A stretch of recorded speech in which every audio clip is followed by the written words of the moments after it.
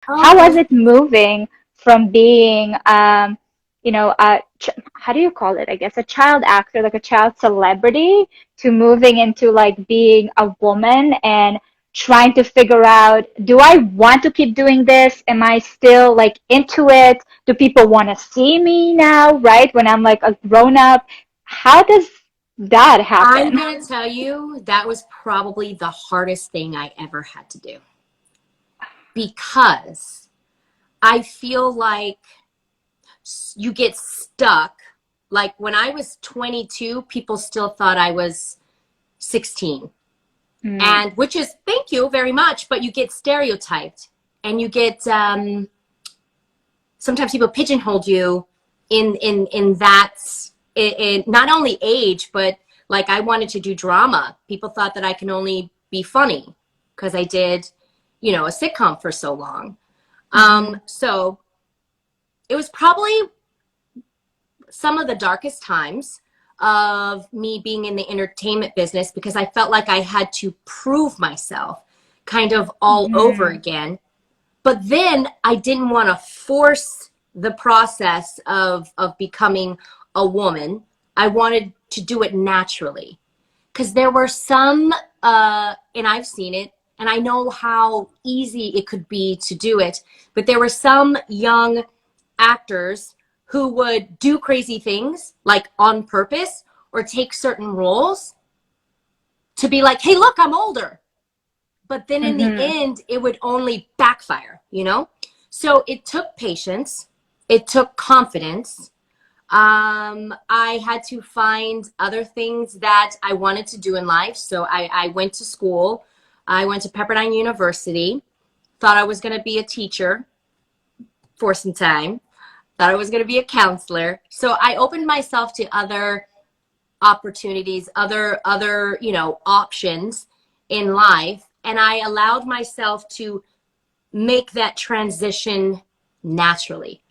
Mm-hmm. And when I did, everything came in alignment. It was crazy. It wasn't easy. And I did have to go through a moment where I had to go in the audition room and prove myself to say, hey, look, I'm not a child anymore, but I didn't do it desperately. I did Mm-hmm. it confidently, saying, this is who I am. I know I'm going to have to see all these casting directors all over again. I'm going to go about it in a like a humble way, Mm-hmm. not be like, you should know who I am. Da, da, da. No, I was like, okay, you guys haven't seen me act in a while. I get it. This is me now. So you either take it or you leave it because this is me. This is so, I don't know. I sometimes I guess because it's your own story, you Yeah. don't understand the power in it, but just like hearing you talk about it, I just can only imagine the amount of, I mean, taking away the ego out of these things, it's so difficult because for you to even, look at your future being like, I'm going to go back to school, I'm going to Girl. maybe be a teacher, maybe a counselor, like you had to take out that ego completely out of the picture. And as a young woman, let alone like a grown up, but a young woman in, that in today's like world, Yeah. I that's a whole other. I'm telling you again, I have to give it to my parents. And I remember my mom, our first day of being on Sister Sister, first day, being like, oh my God, my dream came true. This is awesome. Opening up the script. I remember her looking at me going, this isn't going to last, right? I was like, She's like, hey. ma'am, yes, well, rain on my parade. Couldn't you tell me that later? But what she was saying is enjoy this, enjoy every single moment, realize that this is a gift and all great things come to an end and that you're gonna have to get another job one day. Yep. So in a way, she was already kind of preparing us. And I think that's the reason why I loved doing Sister Sister so much, is because I'm not kidding. Like, there were moments of, you take things for granted. Duh, that's life. Hmm. But then I would be smacked back into reality and be like, we better enjoy this. Like, this is this is a gift. This is awesome. And yeah, but it's huge to take the ego out. And sometimes, you learn the hard way, Yeah. and then the thing about me though is once I've learned, maybe it takes 2 or 3 times, but once I've learned because I don't want to go through that again. Yeah. Okay, and then you moved, so you did all of that, and then you moved into TV daytime show, right? You were on The Yes. Real. Yes. How did that feel for you like a natural transition? Did you discover like No. a new passion for yourself? I love to talk, as you can see. I love telling my story. I thought it was going to be easier than it was. Huh.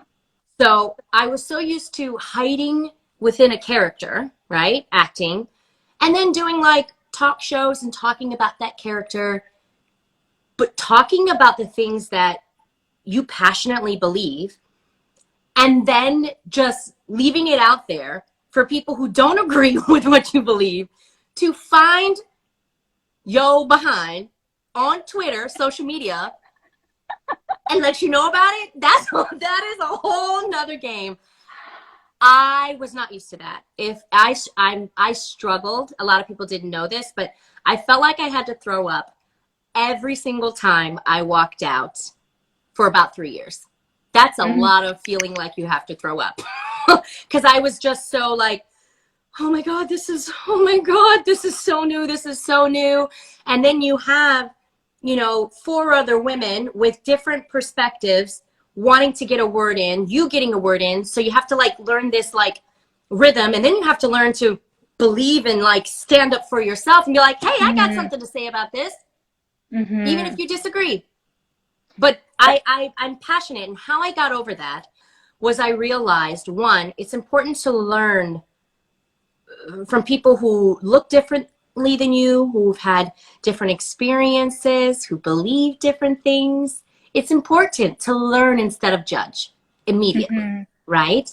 Hmm. And then I realized there are other people out there who think the way you do. And even if it's maybe 20%, I found out there were more. It's important to vocalize that. Your voice is so powerful. Don't let anybody ever silence that, even if it's yourself. Because I was Hmm. silencing myself at some point because of the fear of approval. And I Hmm. learned to kind of like just get over that and to be that voice for the person who needed to hear it. And that is where I found my strength. And at the end of the day, you can't be, I mean, not everyone's gonna love what you have to say, right? And it's like if someone can That is what relate, you that's have to learn. And this is what I've exactly. learned too. Everybody is entitled to their opinion. Hmm. But just this is what I would say, like, even if you disagree, it's not what you say, it's how you say it. So the people that are just rude, I pray for them, and I'm like, ooh, that comes from some place, right? Hmm. And you have to remember, if they don't know you personally, don't take it personal. That's just me. If they don't know you personally, but they're entitled to an opinion. Hmm. Okay, if that is what you think, if that is what you think, okay. An Hmm. opinion is like we always say, like, this is, we used to say this to girls.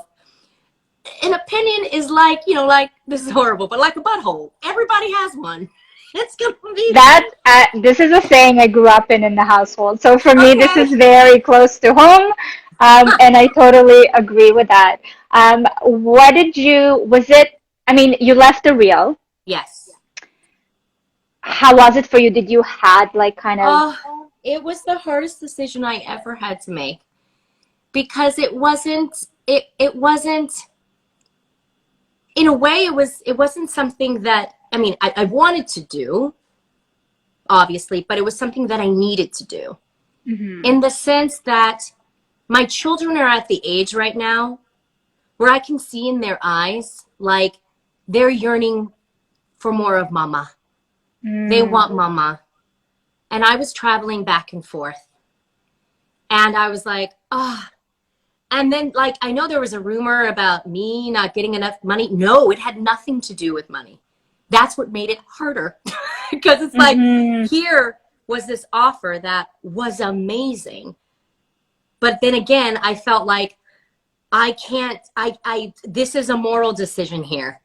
This is, I wouldn't be able to live. And I'm grateful that I am able to make that choice. You know, I am aware of how that doesn't always happen. Mm-hmm. Um, but I had to step out on faith and know that God was going to take care of me other ways. And he has. Like, I'm so excited for other opportunities. But basically, I wanted to have more time with my children and be free to do the other things that I'm passionate about. That's pretty Mm-hmm. much all it was. And it was, you know, like movies. And so I wasn't able to do those things or guest Mm-hmm. stars on television shows. Yeah, it's COVID. But I'm like, damn it. But it's still happening. I'm doing a Hallmark film this October. That's And I'm so amazing. excited. Yeah.